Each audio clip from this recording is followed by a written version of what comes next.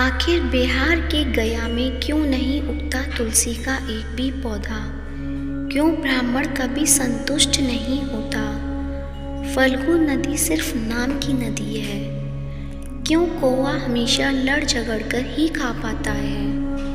कौवा, तुलसी, ब्राह्मण व गाय को माँ सीता ने क्यों शाप दिया था, इसके बारे में कुछ ही लोग जानते हैं। तो आइए विस्तार से जानते हैं। वाल्मीकि रामायण के मुताबिक वनवास के दौरान भगवान राम, लक्ष्मण और माता सीता पितृपक्ष में श्राद्ध करने के लिए बिहार के गया धाम पहुँचे।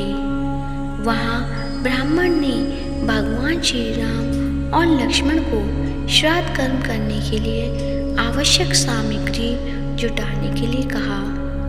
इस पर भगवान राम व लक्ष्मण नगर की ओर सामान लाने के लिए निकल पड़े। ब्राह्मण देव ने माता सीता से आग्रह किया कि पिंडदान का समय निकलता जा रहा है।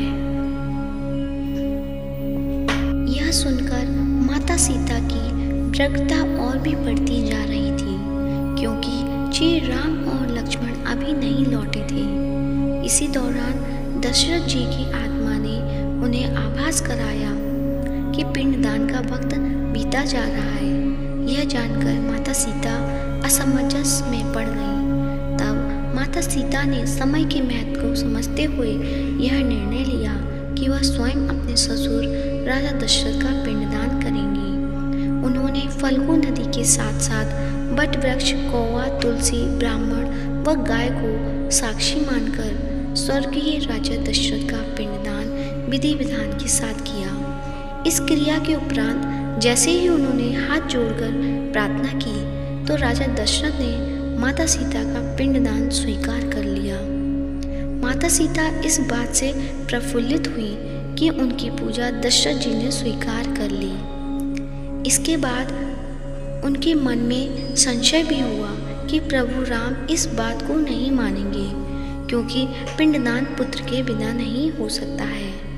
थोड़ी देर बाद भगवान राम और लक्ष्मण सामग्री लेकर आए और पिंडदान के विषय में पूछा। तब माता सीता ने कहा कि समय निकल जाने के कारण उन्होंने स्वयं पिंडदान कर दिया।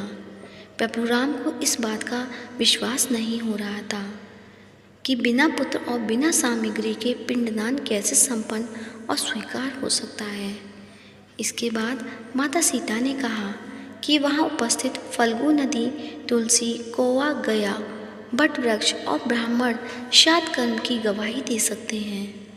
भगवान राम ने जब इन सब से पिंडदान किए जाने की बात सच है या नहीं पूछा, तब फल्गु नदी, गाय, कौवा, तुलसी और ब्राह्मण पांचों ने प्रभु राम का क्रोध देकर झूठ बोल दिया कि माता सीता ने कोई पिंडदान नहीं किया है।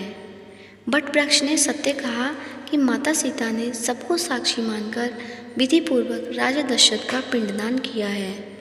पांचों साक्षी के झूठ बोलने पर माता सीता ने क्रोधित होकर उन्हें आजीवन श्राप दे दिया।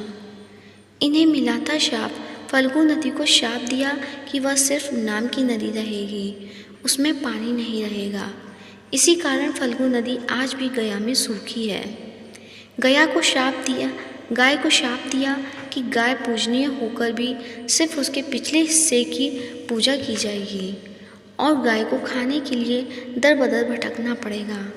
आज भी हिंदू धर्म में गाय के सिर्फ पिछले हिस्से की पूजा की जाती है। माता सीता ने ब्राह्मण को भी संतुष्ट न होने और कितना भी मिले उसकी दरिद्रता हमेशा बनी रहेगी का श्राप दिया। इसी कारण ब्राह्मण कभी दान दक्षिणा के बाद भी संतुष्ट नहीं होते हैं। माता सीता ने तुलसी को श्राप दिया कि वह कभी भी गया की मिट्टी में नहीं उगेगी।